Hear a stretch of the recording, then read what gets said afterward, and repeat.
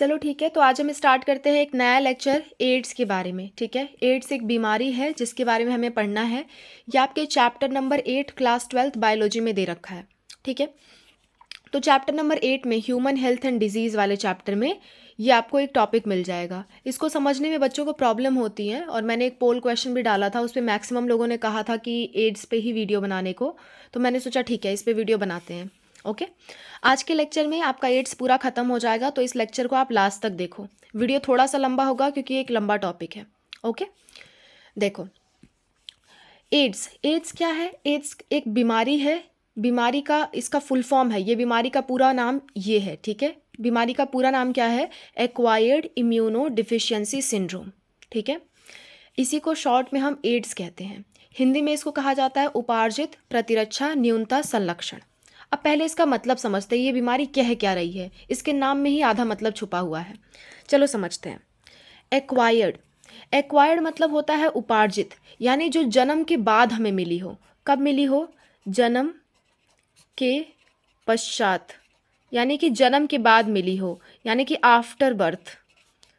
After birth यानी birth होने के बाद, हमारे जन्म के बाद हमें जो बीमारी मिलती है वो होती है एक्वायर्ड इम्यूनो डेफिशिएंसी सिंड्रोम। यानी ये जन्मजात नहीं है। आप इसे कहोगे यह जन्मजात नहीं है, जन्मजात नहीं है। ठीक है, ठीक है, आपकी एनसीईआरटी कहती है ये जन्मजात नहीं है, यानी कि ये it is not congenital. It is not congenital. Congenital मतलब होता है जन्मजात, यानी कि ऐसी बीमारी हो जो हमें जन्म से मिले, यानी कि ऐसी बीमारी जो वास्तव में क्या हो, वो जीन की बीमारी हो, जेनेटिक डिसऑर्डर हो, है ना, अनुवांशिक विकार हो। जिसमें मैंने आपके लिए 5 लेक्चर बना रखे हैं अनुवांशिक विकार के बारे में, आप उसे जाके देखो, वो लेक्चर आपका बहुत इंपॉर्टेंट है। उससे क्वेश्चन आने की मैक्सिमम चांसेस हैं। ठीक है, उससे एक ना एक क्वेश्चन आना तो तय है, तो उसको जाके आप ज़रूर देखना। ठीक है, अच्छा, ये एक जन्मजात बीमारी नहीं है, यानी कि ये कॉन्जेनाइटल नहीं है, ये कोई अनुवांशिक विकार नहीं है। ये किससे होता है? एक तरह के वायरस से होता है। किससे होता है? वायरस से होता है। उस वायरस का नाम अभी हम देखेंगे। वायरस यानी विषाणु से होता है। तो एक्वायर्ड का मतलब आपको समझ में आ गया कि ये कॉन्जेनाइटल नहीं है, जन्मजात नहीं है। अब इम्यूनो, दूसरा वर्ड है इम्यूनो, मतलब प्रतिरक्षा। आपकी बॉडी में, ठीक है, आपकी बॉडी में WBC होती हैं। क्या होती हैं? WBC। WBC मतलब वाइट ब्लड सेल, श्वेत रुधिर कणिकाएं। ये करती क्या है? ये आपके बॉडी को बाहर से कोई भी रोगाणु है, बाहर से कोई भी पैथोजन आपकी बॉडी में आता है तो वो उससे लड़ने का काम करती हैं। ठीक है, क्या करती हैं? वो उससे लड़ने का काम करती हैं, ताकि आपको कोई बीमारी आसानी से ना हो। आपको कभी कभी सर्दी जुकाम होता है, वो अपने आप ठीक हो जाता है। कैसे अपने आप ठीक हो जाता है? आपकी बॉडी की WBC उससे लड़ाई करती हैं, उसको लड़ करके मारती हैं, तब जाके वो ठीक होता है। अपने आप कोई चीज़ नहीं सही होती। ठीक है, तो आपकी बॉडी में एक प्रतिरक्षा है, यानी कि आत्मरक्षा का एक आपके अंदर सिस्टम है। उसी सिस्टम को हम कहते हैं इम्यून सिस्टम। तो उसी से ये वर्ड आया है इम्यून, प्रतिरक्षा तंत्र से वर्ड आया है ये प्रतिरक्षा। ठीक है, तो इसका मतलब क्या हो गया? प्रतिरक्षा। डिफिशियंसी मतलब न्यूनता, यानी हमारे प्रतिरक्षा सिस्टम को वो क्या कर दे रही है? कमज़ोर कर दे रही है। यानी ऐसी बीमारी जो हमें जन्म के बाद मिली है और हमारे प्रतिरक्षा तंत्र को, यानी इम्यून सिस्टम को कमज़ोर कर दे रही है। ठीक है, प्रतिरक्षा तंत्र को क्या कर रही है? डिफिशियंट कर दे रही है, यानी कि न्यूनता मतलब कमज़ोर कर दे रही है, कमज़ोर कर दे रही है। ठीक है, और संलक्षण मतलब होता है सिंड्रोम मतलब होता है संलक्षण, यानी एक साथ कई सारे लक्षण दिखते हैं इस बीमारी में। ठीक है, यानी कि कलेक्शन ऑफ सिम्टम्स आपको नज़र आते हैं। सिम्टम्स यानी कई सारे लक्षण दिखते हैं, इसका मतलब होता है कई सारे लक्षण, कई सारे लक्षण। ठीक है, एक साथ कई सारे लक्षण दिखते हैं इस बीमारी में। जैसे मान लो, अगर मैं आपको एग्जांपल दूं, किसी को अगर बुखार हुआ, जुकाम हुआ है, तो उसे क्या होगा? बुखार होगा, उसकी नाक बंद रहेगी, गला खराब होगा, ये उसके लक्षण है ना। बुखार के, जुकाम के यही लक्षण होते हैं। किसी भी बीमारी का कुछ निश्चित लक्षण होता है, लेकिन इसमें क्या है? बहुत सारे लक्षण दिख रहे हैं, समझ में आ ही नहीं रहा है क्या हुआ है, तो उसी को हम कहते हैं सिंड्रोम। जिस वर्ड के अंत में सिंड्रोम लगा हो, इसका मतलब होता है कई सारे लक्षण। संलक्षण मतलब कई सारे लक्षण साथ साथ नजर आ रहे हैं। जैसे मान लो बुखार भी हो गया, सर दर्द भी हो रहा है, पेट दर्द भी हो रहा है, डायरिया भी हो गया, ठीक है, और दांत खाज खुजली भी हो गई, बहुत सारी चीज़ें हो गई एक ही साथ, तो उसको हम क्या कहते हैं, उसको हम कहते हैं सिंड्रोम। तो बड़ी भयानक बीमारी है, इससे एक ही साथ कई सारी बीमारियां आपको नज़र आएंगी इसमें, ठीक है। अच्छा, अब इकट्ठे में इसका मतलब देखते हैं क्या हुआ। ऐसा डिजीज़ जो उपार्जित हो, यानी जन्म से नहीं हो, जन्म के पश्चात मिला हो, जन्म के बाद मिला हो, और उसमें क्या होता हो, उसमें आपका इम्यून सिस्टम कमज़ोर पड़ जाता है, प्रतिरक्षा तंत्र कमज़ोर होता है, जिसकी वजह से आपको कई सारी बीमारियां हो जाती हैं और आपको कई सारे लक्षण नज़र आते हैं, ठीक है। ये इसके नाम का मतलब है, acquired immuno deficiency syndrome. I hope इसका नाम आपको क्लियर हो गया होगा, इसके नाम का क्या मतलब है। आगे बढ़ते हैं, देखते हैं ये कौन से वायरस से होता है। आपसे पूछा जाता है कि एड्स किस वायरस से होता है या किस पैथोजन, किस रोगाणु से होता है, तो आप कहोगे वायरस से, और उस वायरस का नाम है ह्यूमन इम्यूनो डिफिशियंसी वायरस। अगला पॉइंट आप यही लिखोगे, ह्यूमन इम्यूनो डिफिशियंसी वायरस, यानी मानव प्रतिरक्षा न्यूनता विषाणु, यानी ऐसा विषाणु जो मानव को होता हो, मानव को इन्फेक्ट करता है, मानव को संक्रमित करता है और उसके मानव के प्रतिरक्षा तंत्र को कमज़ोर बना देता है। उसी विषाणु को हम कहते हैं HIV। बात समझ में आई। तो एड्स आपका कैसे होता है, HIV नाम के विषाणु या वायरस से होता है, ठीक है। ये दूसरा पॉइंट आपका क्लियर हो गया। अब थोड़ा सा समझते हैं इसमें हुआ क्या था, ठीक है। चलो देखो, HIV संक्रमण के कारण क्या क्या हो सकते हैं, कैसे HIV किसी को हो सकता है, इस बारे में समझते हैं। HIV किसी को कैसे हो सकता है, तो देखो, HIV संक्रमण के कारण मैंने लिख रखे हैं, संक्रमित व्यक्ति से यौन संपर्क, कोई भी व्यक्ति जिसके अंदर एड्स हो, जिसको एड्स हो या HIV का इन्फेक्शन हो। एड्स और HIV का इन्फेक्शन थोड़ा सा अलग बातें हैं, अभी थोड़ी देर में हम समझेंगे, ठीक है। किसी व्यक्ति को HIV या एड्स हो तो उससे अगर यौन संपर्क बनाते हैं, यानी कि सेक्सुअल कांटेक्ट बनाते हैं उस पर्सन से, यानी कॉपुलेशन या सेक्स परफॉर्म करते हैं उस व्यक्ति से, तो क्या हो सकता है, किसी हेल्दी पर्सन को उस संक्रमित व्यक्ति से ये बीमारी हो सकती है। संक्रमित रक्त प्रदान से, यानी कि ब्लड ट्रांसफ्यूजन, यानी कि मान लो एक व्यक्ति है, उस व्यक्ति को क्या है, HIV या एड्स बीमारी है, ठीक है, और ये एक स्वस्थ व्यक्ति है, ये वाला व्यक्ति क्या है, स्वस्थ व्यक्ति है, इसके अंदर खून की कमी है, तो हमने क्या किया, इस व्यक्ति से खून निकाल करके इसको दे दिया, ठीक है। तो इस कंडीशन में भी क्या हो जाएगा, इस कंडीशन में भी स्वस्थ व्यक्ति को एड्स हो जाएगा।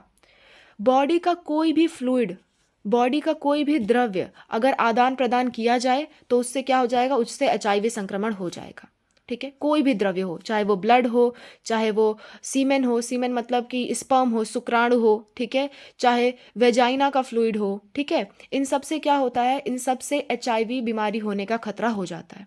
किसी भी फ्लूइड से, आपकी बॉडी के अंदर, आपके पूरे शरीर में जो भी फ्लूइड है, फ्लूइड मतलब द्रव्य है, जैसे कि आपका ब्लड हो गया, आपका लिम्फ हो गया, आपका सीमेन का डिस्चार्ज हो गया, ठीक है, आपका वेजाइना का डिस्चार्ज हो गया, ठीक है। सीमेन डिस्चार्ज मतलब शुक्राणु है ना, और वेजाइनल डिस्चार्ज मतलब हिंदी नहीं पता मुझे, मैं लिख दूंगी आपके लिए, okay. Vaginal discharge, vaginal discharge मतलब फीमेल के वेजाइना से जो लिक्विड रिलीज होता है उसे हम वेजाइनल डिस्चार्ज कहते हैं, ठीक है।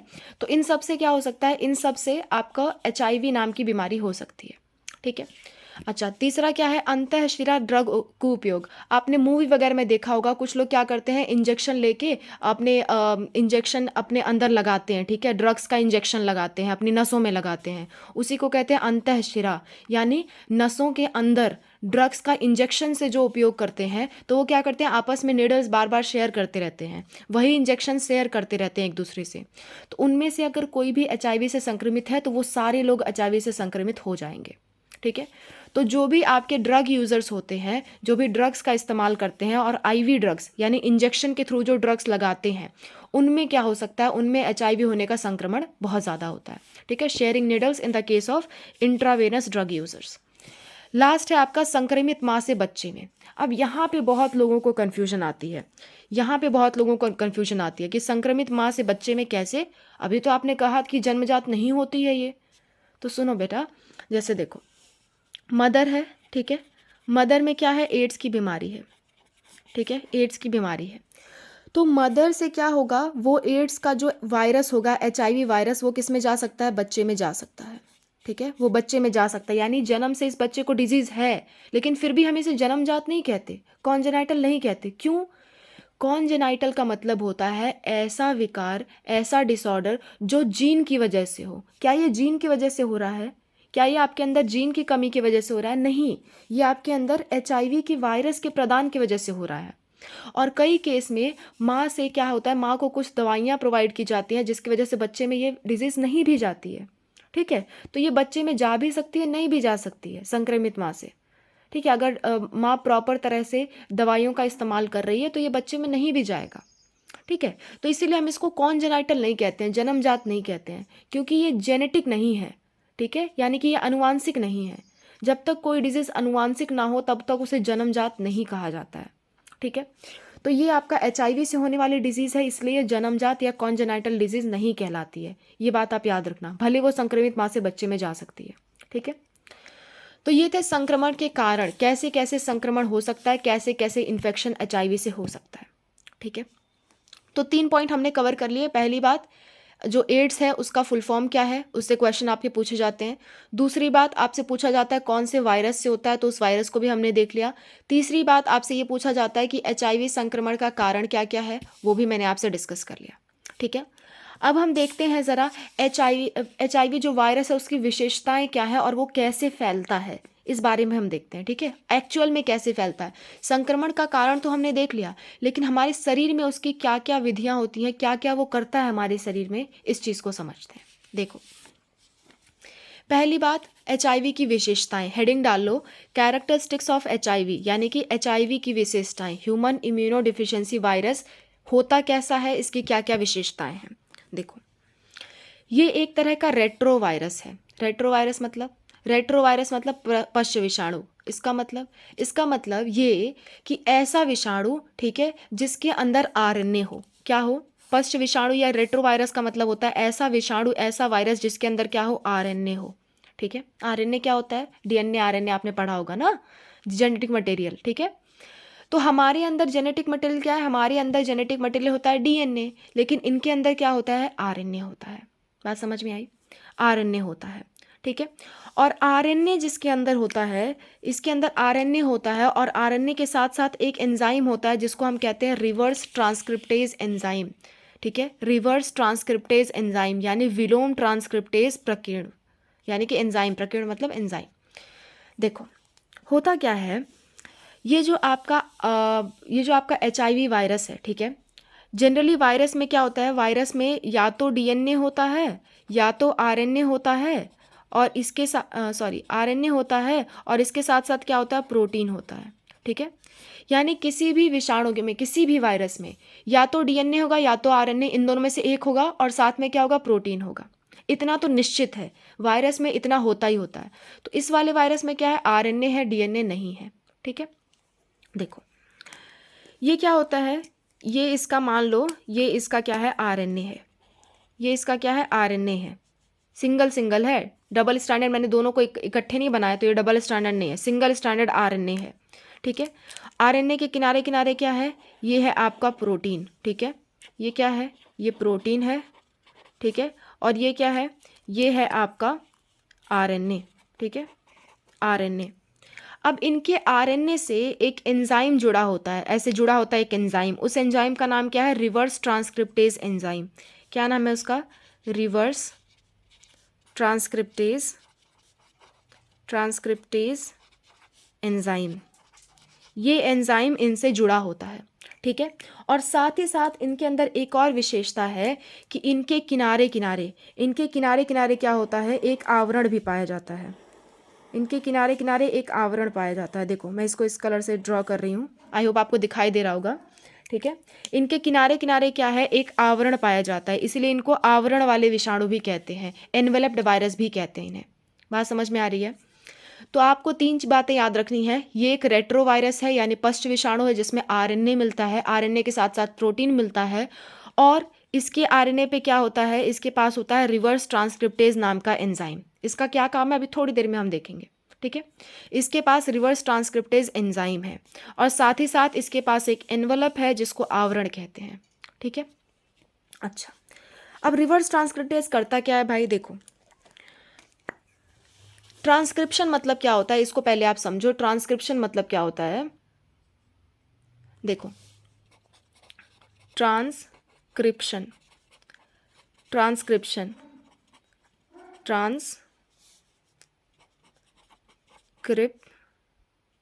ट्रांसक्रिप्शन। ओके, ट्रांसक्रिप्शन मतलब होता है कि डीएनए से आरएनए का बनना। ठीक है, डीएनए से आरएनए का बनना कहलाता है ट्रांसक्रिप्शन।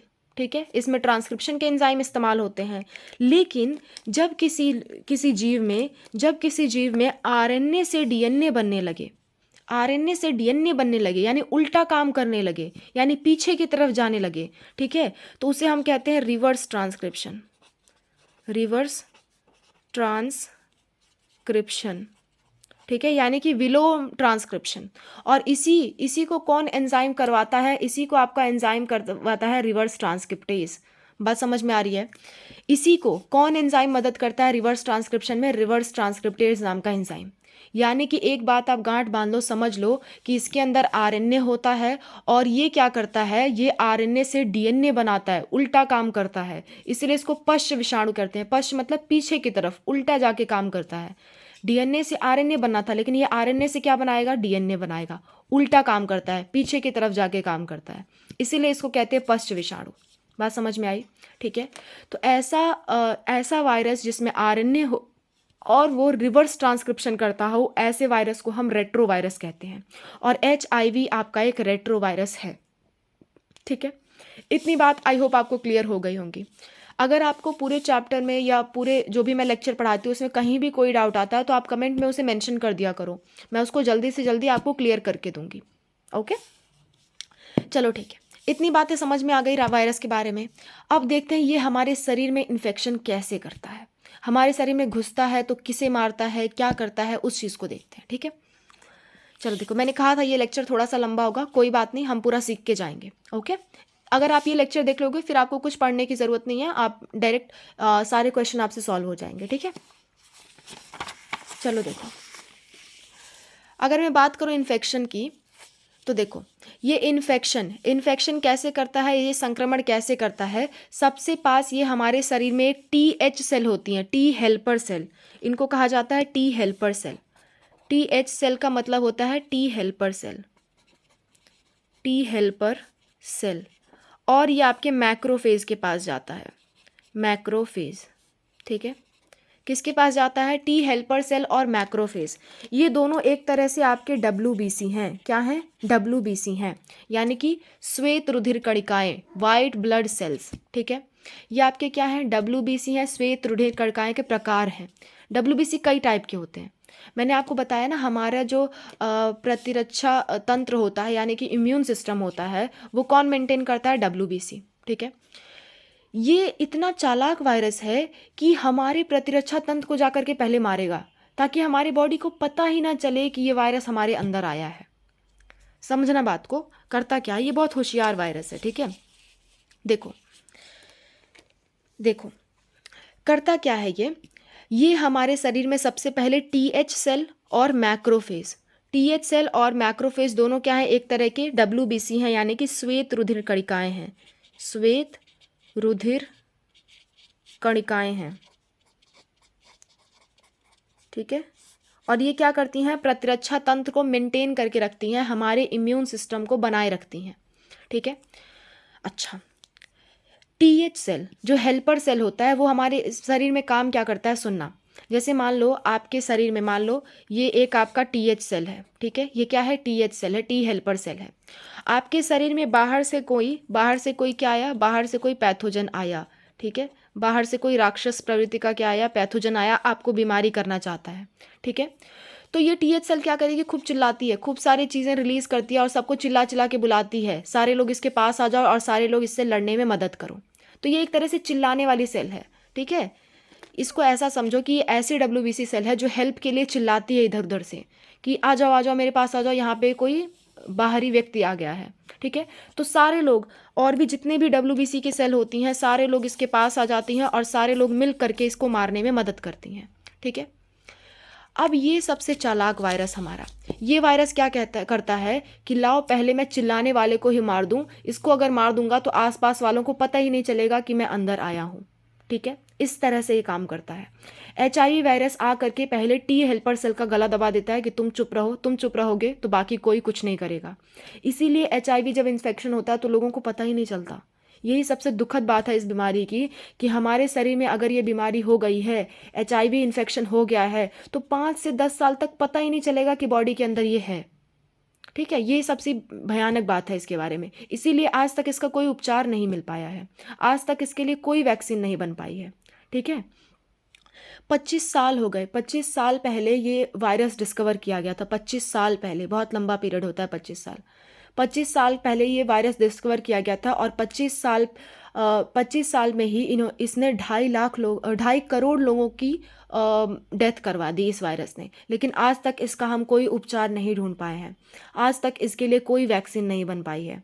ठीक है, क्यों? क्योंकि ये हमारे टी हेल्पर सेल को ही मार देता है। जब टी हेल्पर सेल को ही मार देता है तो हमारे शरीर में कुछ बचता ही नहीं है, हमारे शरीर को पता ही नहीं लग पाया कि हमारे अंदर कोई आया है। और धीरे धीरे ये एक एक करके सारे टी हेल्पर सेल को मारता जाएगा, और जब अंत में ये बहुत ज़्यादा टी हेल्पर सेल को मार देगा, तब जाके हमारी बॉडी को पता चलता है, और उसके बाद उस व्यक्ति की मृत्यु तय है जिसके अंदर ये हो चुका है। ठीक है, इसलिए इसका कोई आज तक उपचार नहीं हो पाया है। 2.5 करोड़ लोग इससे मारे गए हैं पिछले 25 सालों में। ठीक है, पहली बार फर्स्ट टाइम ये जो वायरस था ना, ये डिस्कवर किया गया था आपके बंदरों में। ठीक है, अगर मैं बात करूं, थोड़ी सी हिस्ट्री की बात कर लेते हैं यहाँ, थोड़े से इतिहास की बात करूं तो 1981 में सबसे पहले खोजा गया था ये वायरस। 1981 में सबसे पहले इस वायरस की पहचान हुई थी। ठीक है, कि ये वायरस HIV वायरस है। कहा जाता है ये वायरस हमें बंदरों से मिला था। किससे मिला था? बंदरों से मिला था, मंकी से मिला था। माना जाता है साउथ अफ्रीका के कुछ लोग थे जो बंदरों का शिकार करते थे और उन्हें मार के खाते थे। तो किसी बंदर में ये HIV नाम का वायरस था, और उस बंदर का जब लोगों ने शिकार किया तो उस बंदर के खून के द्वारा हमारे खून में, जैसे मान लो बंदर का शिकार किया, उसको चोट पहुंचाई होगी, कट लग गया होगा, उसको कुछ चीज़ों से मारा होगा। पहले लोग तीर वगैरह से मारते थे, भाले से मारते थे। तो उससे क्या हुआ, उससे हमारे शरीर के अंदर, मान लो हमारे शरीर के अंदर कोई कट है, तो उसका जब खून हमारे खून के संपर्क में आया तो हमारे अंदर ये क्या हो गया, HIV नाम की बीमारी हो गई। और धीरे धीरे उनसे ये फैलता गया, और पिछले 25 सालों में ये इतना फैल गया कि आज हर कंट्री में ये है। ठीक है, खास करके प्रोस्टिट्यूट्स के द्वारा। प्रोस्टिट्यूट्स मतलब होता है वेश्याएं। ठीक है, वेश्याओं के द्वारा, वेश्याएं क्या करती हैं, कई लोगों से सेक्सुअल कांटेक्ट बनाती हैं, है ना, कई लोग उनके सेक्सुअल कांटेक्ट में आते हैं। अगर एक व्यक्ति को बीमारी है तो उस प्रोस्टिट्यूट को बीमारी हो गई, उस प्रोस्टिट्यूट से क्या हुआ, बाकी लोगों को हो गई। ठीक है, इस तरह से इसका बहुत ज़्यादा फैल गया ये, और लोगों को पता ही नहीं चल पाया। सबसे पहले 1981 में पता चला था कि अच्छा ये नाम की कोई बीमारी होती है, और इसके पहले ये बहुत फैल चुका था। ठीक है, 1960 के लगभग ये पहली बार मानव में आया था, ऐसा माना जाता है। कोई कंफर्म नहीं जानता कब आया था। ठीक है, लेकिन 1981 में इसे पहचान लिया गया था कि हाँ, ये वायरस कौन सा वायरस है, HIV वायरस है। ठीक है, तो ये बंदरों से हमारे अंदर आया था और ये बहुत ज़्यादा फैल गया क्योंकि लोग इसके बारे में जानकार नहीं थे, और आज तक इसका कोई इलाज नहीं है। लगभग 2.5 करोड़ लोग इससे मारे जा चुके हैं। ठीक है, 2.5 करोड़ लोग। तो इसलिए बहुत सतर्क रहने की ज़रूरत है। किसी भी अनजान व्यक्ति से सेक्सुअल कांटेक्ट नहीं बनाएं। अगर कांटेक्ट बनाते भी हैं तो कॉन्डम्स का उपयोग करें। ठीक है, ताकि आपको बीमारी वो ना हो। ओके, तो आते हैं अपने मेन टॉपिक पे। हम पढ़ रहे थे इसके बारे में। देखो, ये जैसे ही हमारे शरीर के अंदर आता है तो टी हेल्पर सेल को मारने लगता है ताकि ये मदद के लिए किसी और WBC को ना बुला सकें। जब ये और WBC को नहीं बुला सकेंगे तो हमारी बॉडी को पता ही नहीं चलेगा हमारे अंदर कोई आया है, और ये चुपचाप अपनी संख्याएं बढ़ाते रहेगा। ठीक है, ऐसा ये काम करता है। और साथ ही साथ ये मैक्रोफेज को भी जा करके इन्फेक्ट करता है, मैक्रोफेज को संक्रमित करता है।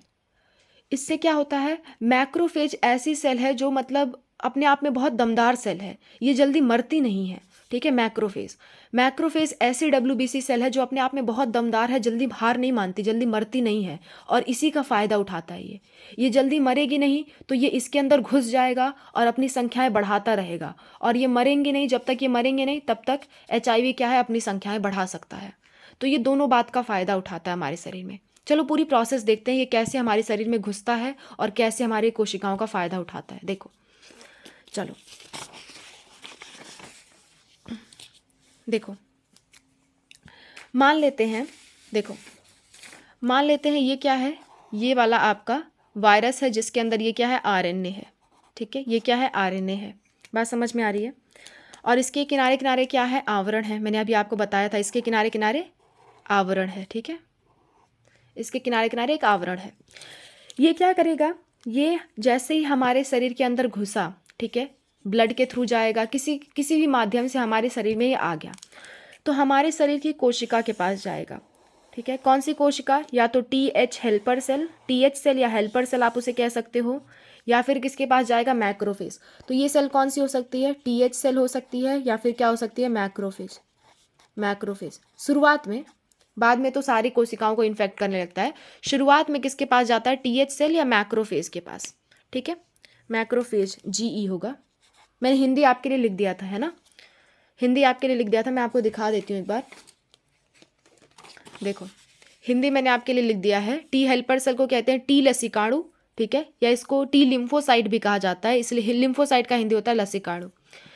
और मैक्रोफेज का हिंदी होता है बृहत भक्षकाणु। ठीक है, यानी कि मैक्रोफेज, आप इसको हिंदी में भी मैक्रोफेज लिख सकते हो, कोई दिक्कत नहीं है। चलो देखो, ये क्या किया, ये जैसे ही हमारे शरीर के अंदर आया तो ये आता है कोशिका के पास। कोशिका के पास क्या होती है, ये उसकी सेल मेम्ब्रेन होती है, कोशिका भित्ति होती है। ठीक है, सेल मेम्ब्रेन। ये डायग्राम आप याद रखना, ये डायग्राम आप बहुत अच्छे से याद रखना, जब भी आपसे एड्स के बारे में बोर्ड एग्जाम में पूछे तो ये डायग्राम आप बना के आओगे। ठीक है, कोशिका झिल्ली होती है। ठीक है, कोशिका झिल्ली होती है, बात समझ में आई। तो ये कोशिका झिल्ली तक इसका जो प्रोटीन है और इसका जो आवरण है वो अंदर नहीं जा पाता, सिर्फ और सिर्फ क्या अंदर जाता है, आरएनए अंदर जाता है।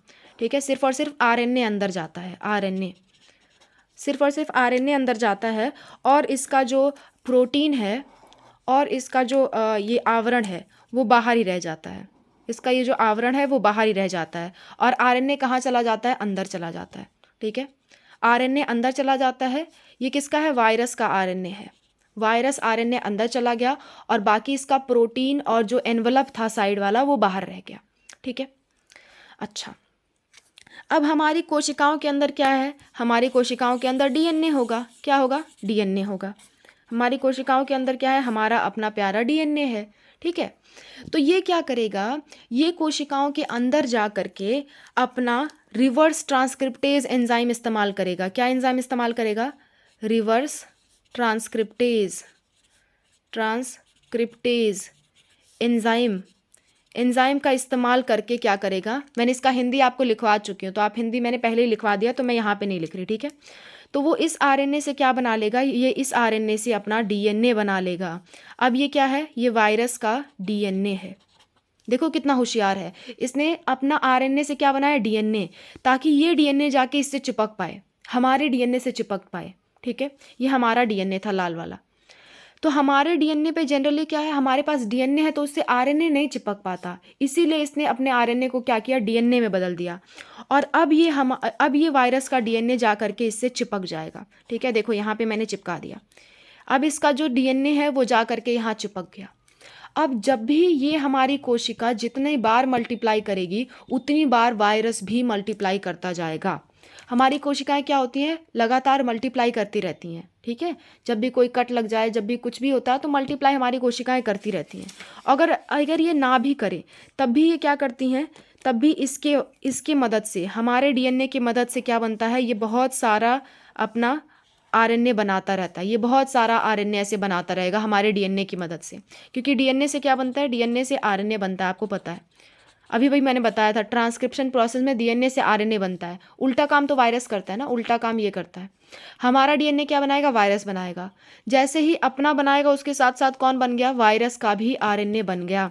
ठीक है, अब ये हमारे ही पूरी कोशिकाओं का इस्तेमाल करते हुए, हमारे ही कोशिका का इस्तेमाल करते हुए अपने किनारे आवरण बनवाएगा, अपने किनारे प्रोटीन बनवाएगा। ठीक है, हमारी ही कोशिका को इस्तेमाल करते हुए अपना सारा कुछ बनवाएगा। और लास्ट में इस कोशिका को, जिसमें इसने अपने ही मल्टीप्लिकेशन करवाया, इस कोशिका को मार देता है और अपने बाहर निकल जाता है। देखो कितना होशियार है, अपना काम निपटा लिया, उसके बाद जहाँ पे अपना काम किया उसी सेल को मार करके आगे निकल दिया। और जैसे ये आगे निकलेंगे वो दूसरी कोशिकाओं को इन्फेक्ट करेंगे, दूसरे सेल्स को इन्फेक्ट करेंगे, और दूसरे सेल को इन्फेक्ट करेंगे, इन्फेक्ट अदर सेल्स।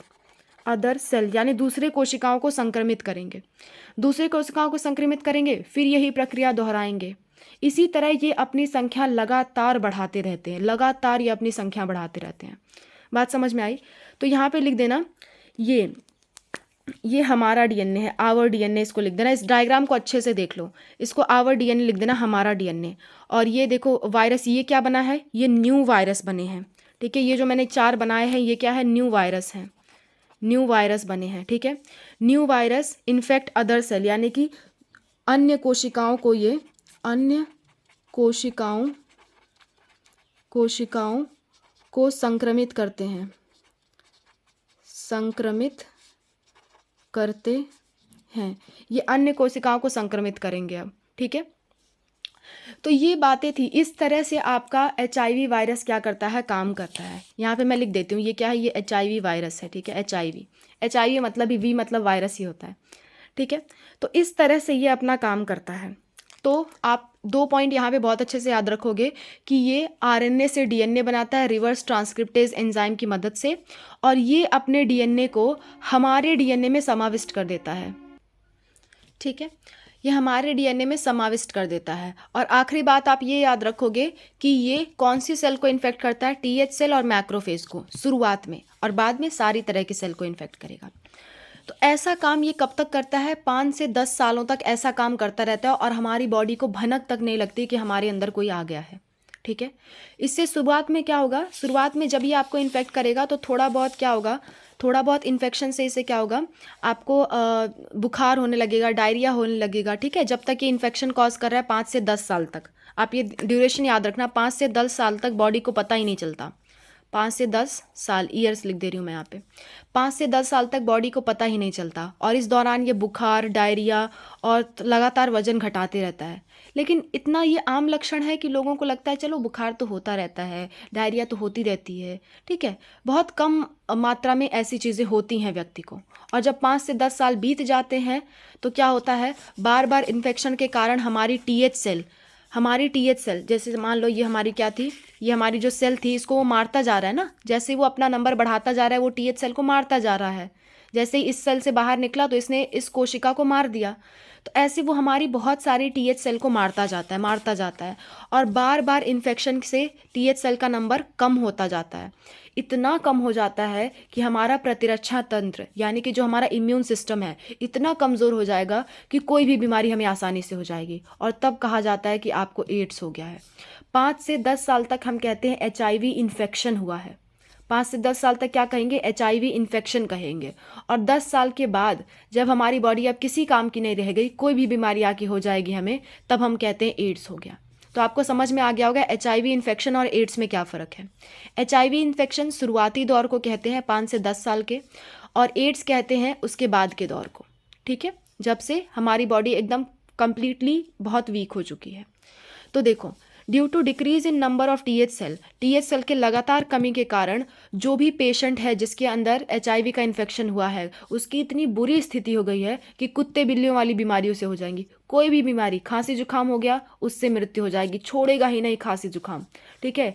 निमोनिया, आमतौर पर माइक्रोबैक्टीरिया से निमोनिया नहीं होता है इंसानों को निमोनिया नहीं होता है माइकोबैक्टीरियम से, जानवरों को होता है, लेकिन ये माइकोबैक्टीरियम हमारे अंदर निमोनिया कर दिया।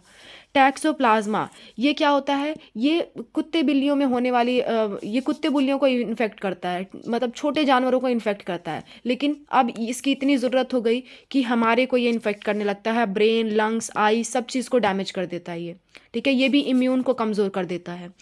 और भी कई सारे फफूंद वाली बीमारियां, और भी कई सारे वायरस वाली बीमारियां हमें हो जाएंगी। शरीर पे फफूंदें लगना शुरू हो जाती हैं। आमतौर पे हमारे शरीर पे फफूंद नहीं लगती है, लेकिन इस बीमारी में क्या होगी, शरीर पे फफूंद लगना शुरू हो जाएगी, ठीक है। तो बहुत बुरी स्थिति होती है इस बीमारी में। जो जो जो बीमारियां हमें हाथ नहीं लगा सकती वो भी आकर के हमारे ऊपर सारा अपने आप को फैलाते चले जाती हैं और हमें मारते चली जाती है। तो आमतौर पे कहा जाता है कि इंसान HIV से नहीं मरता बल्कि अदर बीमारियों से मर जाता है जब उसको HIV का इन्फेक्शन होता है तो, ठीक है। तो ये बहुत ही दुखद कंडीशन है और इस पे लोग बहिष्कार करते हैं। जिसको भी HIV हो जाता है उसका बहिष्कार करते हैं, उसे सोसाइटी से निकाल दिया जाता है अक्सर करके, इस डरवश कि उन्हें भी HIV हो जाएगा। पर ये गलत है बच्चों, ठीक है, ये आप बात ध्यान रखना कि देखो, अगर मैं आपको बताऊं तो HIV जो है ना, HIV कभी भी छूने से, शारीरिक संपर्क या फिजिकल कांटेक्ट, किसिंग या हगिंग या गले लगाने से, इन सब चीज़ों से नहीं फैलता। शारीरिक संपर्क मतलब सेक्सुअल कांटेक्ट नहीं, मतलब गले लगाना, ठीक है, हाथ मिलाना, साथ रहना, इन सब चीज़ों से HIV कभी भी नहीं फैलता। तो किसी भी इंसान को अगर HIV हुआ है तो उसे समाज से बहिष्कार उसका नहीं करना चाहिए, क्योंकि ऑलरेडी वो बेचारा इतना सफ़र कर रहा है, ठीक है, ऑलरेडी उसको इतनी बीमारी है। तो उससे आपको बीमारी तभी हो सकती है जब आपका उससे कोई सेक्सुअल कांटेक्ट हो, ब्लड आपका उसका कांटेक्ट में आए, या आप उसकी चीज़ें इस्तेमाल करो, ठीक है, तभी ये हो सकता है, अदरवाइज़ ये नहीं हो सकता। तो किसी के साथ रहने से, किसी के हाथ मिलाने से, गले लगने से ये बीमारी नहीं होगी, ठीक है। तो कभी भी किसी आदमी को अगर एड्स या HIV हो गया है तो उसे छुपाना नहीं चाहिए, प्रॉपर ट्रीटमेंट लेना चाहिए, और समाज के व्यक्ति को उसका बहिष्कार नहीं करना चाहिए, ठीक है। ये केवल और केवल कैसे होता है, बॉडी फ्लूइड्स के कांटेक्ट में आने से। कोई भी शरीर का फ्लूइड है, फ्लूइड मतलब कि कोई भी द्रव्य है, अगर एक दूसरे के कांटेक्ट में आया तभी ये डिजीज़ हो सकती है, अदरवाइज़ नहीं हो सकती। ये कभी हवा से नहीं फैलती, साथ रहने से नहीं फैलती, ठीक है, केवल स्रावित द्रव्यों से फैलती है, ठीक है। तो अब आप लोग ये पूछोगे मुझसे कि किसिंग से तो हो सकता है, किसिंग में सलाइवा यानी कि लार जो होता है वो एक्सचेंज होती है लोगों की। तो बेटा एक बात याद रखना, जो आपका सलाइवा होता है यानी कि मुख का जो लार होता है, उससे क्या होता है, उसमें बहुत ही कम मात्रा में ये HIV वायरस प्रेजेंट होता है। तो लार के एक्सचेंज होने से ये नहीं होता, ना के बराबर होता है, इसके चांसेस ना के बराबर होते हैं। तो बेहतर यही है कि अवॉइड किया जाए किसिंग, बाकी इससे होने के चांसेस बहुत कम हैं, ठीक है। तो इतनी बात आप याद रखना, ठीक है। तो आगे बढ़ते हैं और देखते हैं इसकी प्रिवेंशन। आखिर कोई तो उपचार हम देंगे रोगी को, जिसको एड्स हो गया है, उसको जीवन बचा तो नहीं सकते, लेकिन कुछ समय तक दवाइयाँ दे के उसे उसकी ज़िंदगी थोड़ा लंबा ज़रूर कर सकते हैं, ठीक है। तो इसकी रोकथाम, पहली तो रोकथाम देखते हैं। देखो, इसको हम कौन सी दवाइयाँ देते हैं वो मैं ज़रा सा बता देती हूँ आपको। यस, यहाँ पे ट्रीटमेंट, इसका ट्रीटमेंट क्या है, इसका उपचार है एंटी रेट्रोवायरल ड्रग, यानी पश्च विषाणुवीय औषधि, यानी कि जो उसका जो रिवर्स ट्रांसक्रिप्शन है ना, उसको रोकने के लिए हम उसको दवाइयाँ देते हैं, ताकि हमारे शरीर में ज़्यादा से ज़्यादा ये ना फैले, कम से कम फैले। लेकिन इतनी बात याद रखना, जिसको एड्स हुआ है उसकी मौत निश्चित है, मौत तो सभी की निश्चित है, लेकिन उसकी मौत 10 से 15 सालों में निश्चित है। ज़्यादा से ज़्यादा हम उसे एड्स होने के देखो, एड्स होने में कितना साल लगा है, 5 से 10 साल लगा है, और इसके बाद हम 10 साल तक लगभग उसकी लाइफ बरकरार रख सकते हैं, और उसके बाद तो उसकी मौत निश्चित है। और अगर एड्स होने के बाद हम उसे 10 साल तक उसे दवाइयाँ नहीं दे रहे हैं तो और पहले ही उसकी मृत्यु हो सकती है। तो 20 से 25 साल आयु होती है इन लोगों की जिसको एड्स हो गया है, ठीक है। तो बहुत बुरी बात है। और इसको पहचाना कैसे जाता है, कोई भी बीमारी है तो उसको डायग्नोस किया जाता है, यानी कि उसका निदान किया जाता है। जैसे कि मान लो कोई आपको मलेरिया हुआ है, डेंगू हुआ है, टाइफाइड हुआ है, तो क्या करते हैं हम अपना खून की जांच करवाते हैं। तो ऐसे ही जब एड्स होता है तो उसके लिए एलाइजा नाम की एक जांच कराई जाती है। उसका जो डायग्नोस्टिक टेस्ट है, यानी कि उसकी पहचान करने वाला जो टेस्ट है वो है एलाइजा, यानी कि एंजाइम लिंक्ड इम्यूनोसॉर्बेंट असे, एंजाइम संलग्न प्रतिरक्षा रोधी आमापन। इसके बारे में मैंने आपको एक लेक्चर बनाया है बायोटेक्नोलॉजी के एप्लीकेशंस में। मैं वो लेक्चर का लिंक आपको डिस्क्रिप्शन में दे दूंगी, आप उस लेक्चर को जाके देखो। मॉलिक्यूलर डायग्नोसिस नाम का लेक्चर है, उसमें मैंने एलाइजा के बारे में बहुत अच्छे से आपको बताया है। यहाँ मैं सिर्फ आपको इतना बता रही हूँ कि ये एक टेस्ट का नाम है जिससे एड्स का टेस्ट किया जाता है, तो आप इसका फुल फॉर्म याद रखना, ओके। आपसे एक और सवाल पूछा जाता है, खासकर नीट में पूछा जाता है कि आपके एड्स का कन्फर्मेटरी टेस्ट कौन सा है। कन्फर्मेटरी मतलब पुष्टिकर्ता परीक्षण। देखो कई बार क्या होता है, एलाइजा टेस्ट लोगों का पॉजिटिव आता है और तब भी उनको एड्स बीमारी नहीं होती है। तो किसी का एलाइजा टेस्ट पॉजिटिव आए तो उसको वेस्टर्न ब्लॉटिंग करवाने के लिए भेजते हैं, चेक करने के लिए कि सच में उसको एड्स है कि नहीं है, ठीक है। तो वेस्टर्न ब्लॉटिंग क्या है, कन्फर्मेटरी टेस्ट है, यानी कि ये अगर पॉजिटिव आया तो तय है कि HIV या एड्स है किसी व्यक्ति को। अब कहोगे मैम डायरेक्ट वेस्टर्न ब्लॉटिंग के लिए क्यों नहीं भेज दिया, महंगी प्रोसेस है बेटा, बहुत महंगी प्रोसेस है, डायरेक्ट लाखों रुपए की दवाइयाँ तो नहीं लेंगे, है ना। पहले थोड़ा सा टेस्ट कराते हैं, उसके बाद फिर अगर लगता है कि हाँ है तब जाके आगे का टेस्ट कराते हैं। बात समझ में आई। तो ये आपका डायग्नोस्टिक टेस्ट है। अब इसका प्रिवेंशन क्या है, इसकी रोकथाम कैसे करते हैं। इसकी रोकथाम के लिए एक आपका स्लोगन फेमस है, डोंट डाई ऑफ इग्नोरेंस, यानी अज्ञानता के कारण मत मरो। ठीक है, ये कभी भी ऐसी बीमारी नहीं है कि आप चल रहे हो फिर रहे हो, जैसे जुकाम हो जाता है आपको पता ही नहीं चलता, निमोनिया हो जाता है आपको पता ही नहीं चला, टाइफाइड मलेरिया हो गया पता ही नहीं चला। तो ये ऐसी बीमारी नहीं है, ये बस आपकी लापरवाही के कारण हो सकता है और किसी कारण नहीं हो सकता। लापरवाही कैसी? किसी अननोन व्यक्ति से सेक्सुअल कांटेक्ट बनाना, ये आपकी एक लापरवाही है। ऐसा मत सोचो आपके अराउंड में जो लोग हैं वो इससे ग्रसित नहीं हो सकते, ये सबसे बड़ा भ्रम है लोगों का। ठीक है, आपके हो सकता है आपके आसपास कोई भी एचआईवी से संक्रमित हो सकता है, 5 से 10 साल तक उसको खुद ही नहीं पता है। ठीक है, तो किसी व्यक्ति को खुद ही नहीं पता है कि वो एचआईवी से संक्रमित है।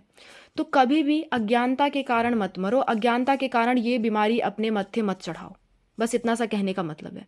ठीक है, तो कभी भी किसी अनजान व्यक्ति से अगर सेक्सुअल कांटेक्ट बन भी रहा है तो कॉन्डम्स का इस्तेमाल हमेशा होना चाहिए।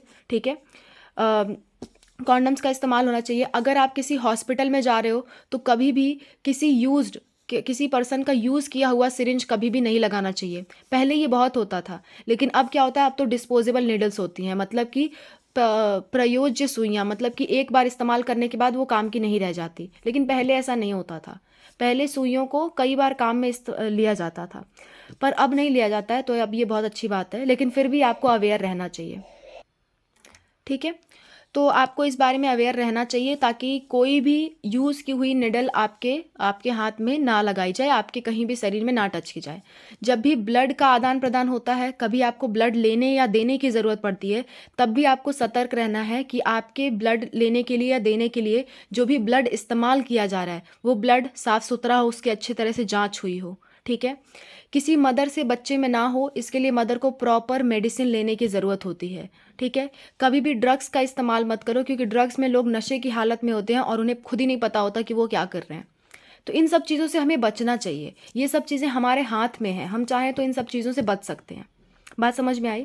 तो ये आपकी रोकथाम है, और इसके लिए लोगों को अवेयर करने के लिए, यानी लोगों में अज्ञानता ख़त्म करने के लिए, लोगों को इस बारे में जानकारी देने के लिए कई सारे संस्थान काम करते हैं, जिनमें जो राष्ट्रीय संस्थान है वो है आपका NACO, national AIDS control organisation.